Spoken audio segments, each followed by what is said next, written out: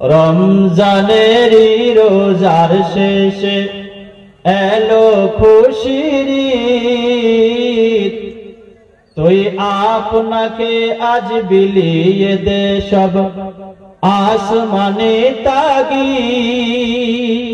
জাতীয় কবি কাজী নজরুল ইসলাম কতই না চমৎকার ইসলামী সঙ্গীত লিখেছেন।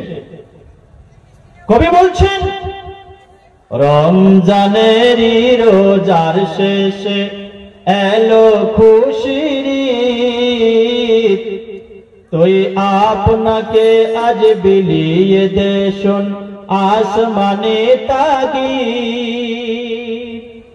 তুই পড়বি দের নামাজ রে মন সেই ঈদগাহে,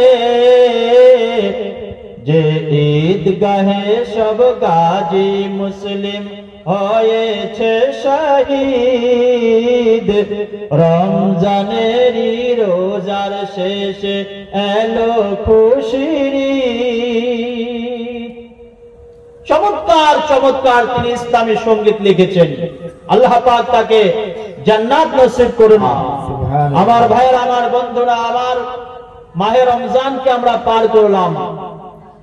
একটি মাস রোজা রেখে আজকে আমরা আবার একটি দিনী মাহফিলে বসেছি। আল্লাহ তাবারক ওয়া তাআলা যে রমজানের ব্যাপারে পবিত্র কোরআনে জানিয়েছেন, আল্লাহ পাক বলেন, ইয়া আইয়ুহাল্লাযীনা আমানু কুতিবা আলাইকুমুস সিয়াম কামা কুতিবা আলাল্লাযীনা মিন ক্বাবলিকুম লাআল্লাকুম তাত্তাকুন। আমার আল্লাহ এখানে জানান, হে ঈমানদারেরা, হে মুমিনেরা, ও মুসলমানেরা, আমি আল্লাহ আমার তরফ থেকে তোমাদের উপরে মাহে রমজান ফরজ করে দেওয়া হলো। শুধুমাত্র তোমাদের উপর মাহে রমজান ফরজ করা হয়নি, তোমাদের উপরে মাহে রমজান ফরজ করা হয়নি, বরং আমাদের পূর্ববর্তী উম্মতদের উপরও আল্লাহ পাক রোজা ফরজ করেছিলেন। কেন ফরজ করলেন? তো আল্লাহ পাক বলেন, লাআল্লাকুম তাত্তাকুন, আমি এই জন্য তোমাদের উপর মাহে রমজানটা ফরজ করে দিলাম যেন তোমরা মুত্তাকি হয়ে যেতে পারো। সুবহানাল্লাহ বলুন। মাহে রমজান ফরজ করা হলো কেন? যেন মুত্তাকি হতে পারো। আল্লাহ নবী সাল্লাল্লাহু আলাইহি ওয়াসাল্লাম বুখারীর হাদিসের মধ্যে জানান, মান সামা রমজানা ঈমানান ওয়া ইহতিসাবা গুফিরা লাহু মা তাকাদ্দামা মিন যামবিহি। আমার আল্লাহ নবী বলেন, যে ব্যক্তি ঈমান এবং ইয়াকিনের সাথে আল্লাহ পাককে রাজি এবং খুশি করার জন্য একটি রোজা রাখবে, আল্লাহ পাক তার বিগত জীবনের সমস্ত গুনাহ খাতা মাফ করে দেবে। সুবহানাল্লাহ বলুন। সুবহানাল্লাহ। শুধুমাত্র যারা রোজা রাখবে তাদের গুনাহ মাফ করা হবে এমনটা নয়। আল্লাহ নবী তারপরে বলছেন, ওয়ামান কামা রমজানা ঈমানান ওয়া ইহতিসাবা গুফিরা লাহু মা তাকাদ্দামা মিন যামবিহি। যেই লোকটা ঈমান এবং ইয়াকিনের সাথে আল্লাহকে রাজি খুশি করার জন্য তারাবির নামাজ আদায় করবে, আল্লাহ পাক তারও বিগত জীবনের সমস্ত গুনাহ খাতা মাফ করে দেবে। আল্লাহ পাককে জিজ্ঞাসা করা যাক, ওগো আল্লাহ, যদি আমরা রোজা রাখি, তারাবির নামাজ আদায় করি, তাহলে আপনি আমাদেরকে কি উপহার দেবেন? তো আল্লাহ পাক বলেন, তোমরা যদি রোজা রাখো, তারাবির নামাজ যদি তোমরা আদায় করো, আর যত কিছু করো না কেন, আমি আল্লাহ তাবারক ওয়া তাআলা তোমাকে একটাও নেকি দেব না। এটা আবার কেমন কথা? একটা নেকিও দেবেন না? রোজা রাখলে, তারাবির নামাজ আদায় করলে একটা নেকিও আল্লাহ পাক দেবেন না? কেন দেবেন না?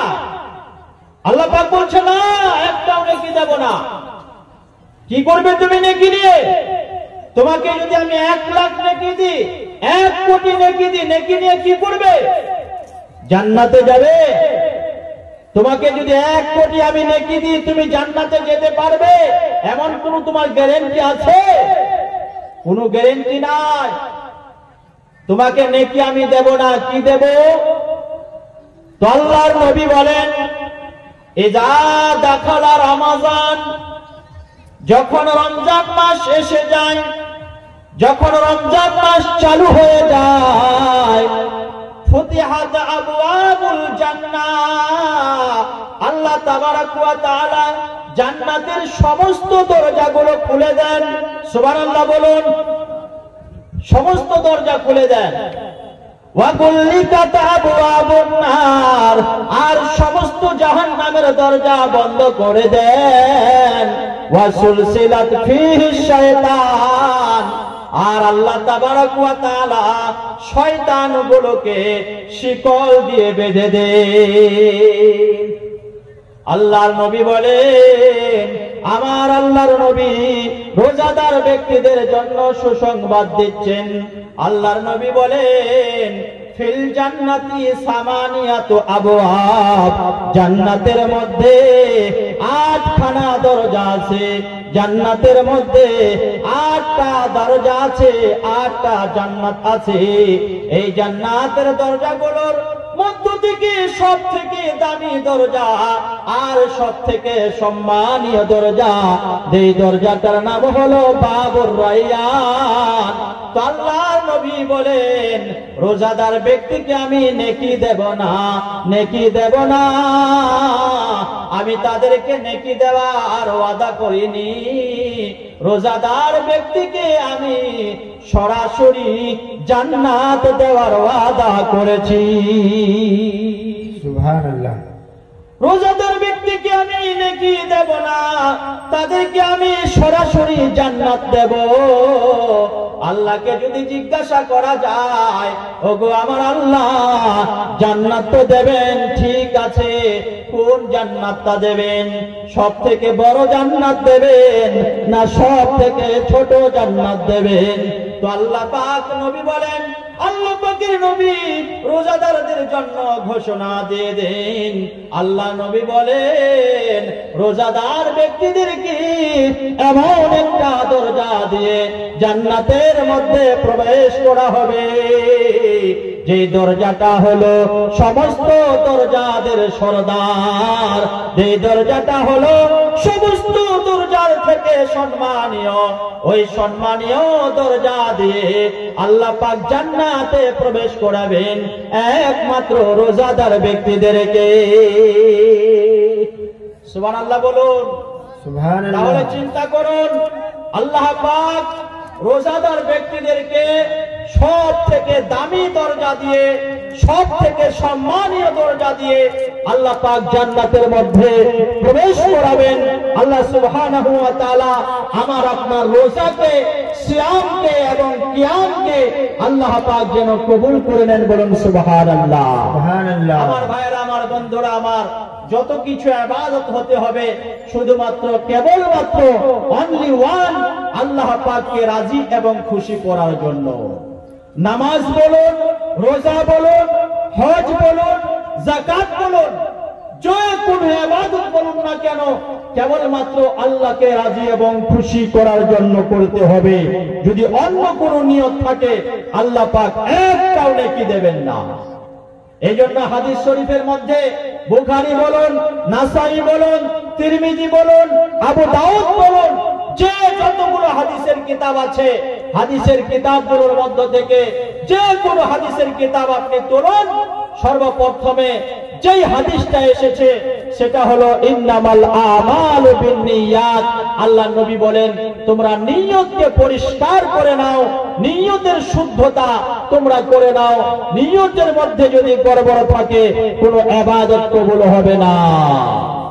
এই জন্য নিয়ত ঠিক করতে হবে। কিন্তু আজ আমাদের নিয়ত ঠিক নাই। আজ আমাদের নিয়ত আমরা শুদ্ধ করতে পারিনি। একটি মাস আমরা রোজা রাখলাম, খুব আনন্দের সাথে নামাজ আদায় করলাম, তারাবি পড়লাম।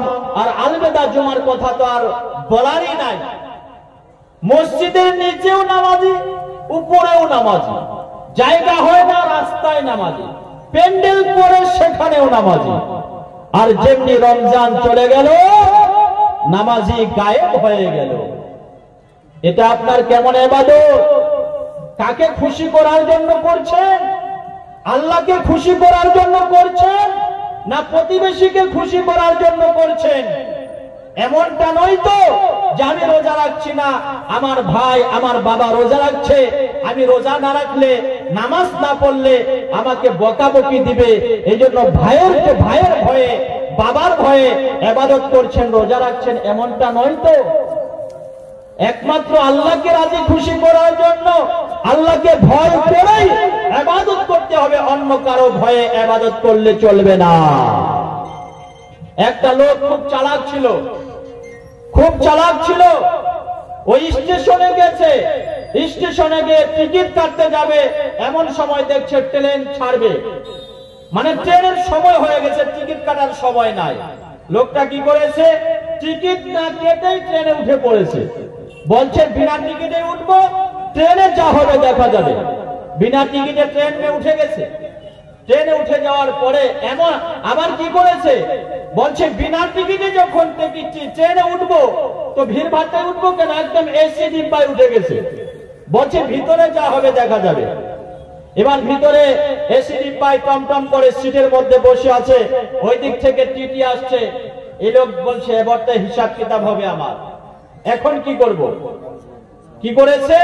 টিটিকে দেখে, টিটির ভয়ে ব্যাগের মধ্যে গামছা ছিল, গামছা বিছিয়ে নামাজ পড়া শুরু করে দিয়েছে। আল্লাহু আকবার।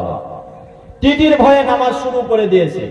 টিটি ওই দিক থেকে টিকিট চেক করতে এর কাছে যখন আসলো, বলছে বাহ, লোকটা খুব ভালো তো, চমৎকার লোক তো, ট্রেনেও নামাজ পড়ছে, দামি লোক তো। এবার পুরো বগি যখন টিকিট চেক করা হয়ে গেল, টিটি এসে দেখছে বাপ রে বাপ, এখনো নামাজ পড়ছে। এবার টিটির মধ্যে সন্দেহ হয়েছে, এই বেটার কাছে আসলেই টিকিট নেই। বলছে এই বেটা আসলেই টিকিট কাটেনি, নইলে এতগুলো নামাজ কেন পড়বে? টিটি কি করেছে? পাশের সিটে বসে পড়েছে। বলছে এই বেটার টিকিট দেখবো তারপরে ছাড়বো। এবার এই লোকটা বলছে যা, এবার তার উপায় নাই, কি করব? টিটি যে তাকে জিজ্ঞাসা করবে টিকিটটা বের কর, ওই চান্সটা দিচ্ছে না। নামাজ শেষ হচ্ছে, আবার দাঁড়িয়ে আল্লাহু আকবার। টিটি যে জিজ্ঞাসা করবে সময় দিচ্ছে না। এবার টিটি মনে করছে তোর টিকিট আজকে দেখেই ছাড়বো। এই লোকটা কি করেছে? ঝপ করে দাঁড়িয়ে গেছে। দাঁড়িয়ে যাওয়ার পর কি বলছে? मैं नियत करता हूं 200 रकात नमाज की, पूर्णिया से लेकर पटना तक, अल्लाहु अकबर। টিটি মনে করেছে হায় হায়, 200 রাকাত আবার পূর্ণিয়া থেকে পাটনা, এই বেটার কাছে বসে থাকলে আমার ব্যবসা তো আজকে মাঠেই মারা যাবে। এই নামাজটা কার জন্য হলো? এটা আল্লাহর জন্য হলো না, এটা টিটির ভয় হলো। অনেকে নামাজ পড়ছে দেখুন, ও বাপ মারা নামাজ পড়ে, বাপ বাঁচা নামাজ না। সেটা আবার কেমন? বাপ মরে গেছে, বাপ মরে যাওয়ার পর 40 দিন পর্যন্ত খুব নামাজ, এশা মাগরিব থেকে শুরু করে তাহাজ্জুদ, বাপের জন্য নামাজ পড়ছে। বাপ মারা গেছে, বাপ বেঁচে থাকতে নামাজ পড়ে না, হে আল্লাহ আমার বাবাকে তুমি 10 বছর আবার নেক হায়াত বাড়িয়ে দাও। বাবার বাঁচার জন্য দোয়া করে না, বাবা যেমনি মরলো ও নামাজ শুরু করলো। 40 দিন পর্যন্ত খুব নামাজ হলো, তারপর দেখলো বিদায়। এটা বাবার মারার জন্য নামাজ, বাবাকে বাঁচার জন্য নয়। কিছু কিছু আবার লোক আছে শ্বশুর বাড়ি গেছে, শ্বশুর বাড়ি যাওয়ার পর এবার শ্বশুর নামাজি মানুষ, শ্বশুরের সাথে যে নামাজ না পড়া যায় তো শ্বশুর কেমন কেমন ভাব। কি করেছে? শ্বশুরের ভয়ে শ্বশুরের সাথে নামাজ পড়তে গেছে। এই নামাজটা কার জন্য হলো? শ্বশুরের ভয়ে হলো। কিন্তু আল্লাহ পাক বলছেন ফাসাল্লি লিরাব্বিকা ওয়ানহার, তোমার নামাজ, তোমার কুরবানি কেবলমাত্র আল্লাহর জন্য হবে, অন্য কারো জন্য হবে না, অন্য কারো জন্য হবে না। এই জন্য ভাই আমাদের নিয়তকে শুদ্ধ করতে হবে, আমাদের নিয়তকে পরিশুদ্ধ করার দরকার। নিয়তের উপর দারমাদার করে সমস্ত ইবাদত। আপনার নিয়ত যদি সঠিক থাকে আল্লাহ পাক সঠিক কবুল করবেন এবং আপনাকে সওয়াব দেবেন। আর নিয়ত যদি আপনার গড়বড় থাকে আল্লাহ পাক একটা নেকিও দেবেন না।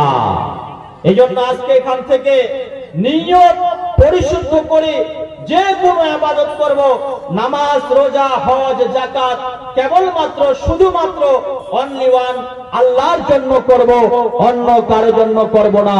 জোরে বলুন ইনশাআল্লাহ। অন্য কারোর জন্য কোনো ইবাদত চলবে না। অনেক মানুষ বাবাকে মুরগা খাওয়ায় না, বাবাকে ভালো কাপড় দেয় না, যেখানে সেখানে মুরগা নিয়ে যায়। আগামীকাল পয়লা বৈশাখ আমার বাড়ির পাশে একটা হুসন দিঘি আছে, 20 বিঘা জমি, একটা হুসন দিঘি বড় পুকুর আছে, তার চতুর্পার্শ্বে মেলা বসবে এবং সেখানে একটা দরবেশ থাকে, ফকির, তাকে বড় বড় মুরগা মানুষ নিয়ে যাবে।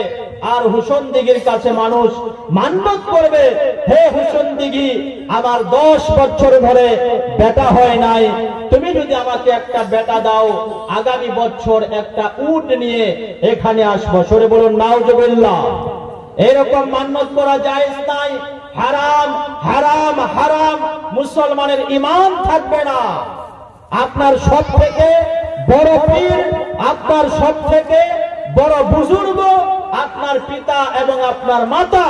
আপনার পিতা মাতাকে হাদিয়া দিন, তোহফা দিন, দামি দামি কাপড় পরান, দামি দামি খাবার খাওয়ান, আল্লাহর আরশ রাজি এবং খুশি হয়ে যাবে। বলুন সুবহানাল্লাহ। আমার ভাইয়েরা, আমার বন্ধুরা আমার, আপনারা জানেন আল্লাহ সুবহানাহু ওয়া তাআলা আমাদের ভাগে একটি মাস মাহে রমজান দান করেছিলেন। একটি মাস রোজা রাখার পরে আমরা গত পরশুতে আমরা খুশির ঈদ পালন করেছি। খুশির ঈদ পালন করার পরে আজকে আবার মসজিদকে সামনে রেখে একটা বড় লক্ষ্য করে মসজিদের দিকে তাকিয়ে মসজিদের জন্য আজকে আবার আমরা চিন্তা ফিকির নিয়ে একটি দ্বীনি মাহফিলে বসেছি। আল্লাহ সুবহানাহু ওয়া তাআলা আমাদের আশাকে এবং বসাকে কবুল করুন। বলুন আল্লাহুম্মা আমিন।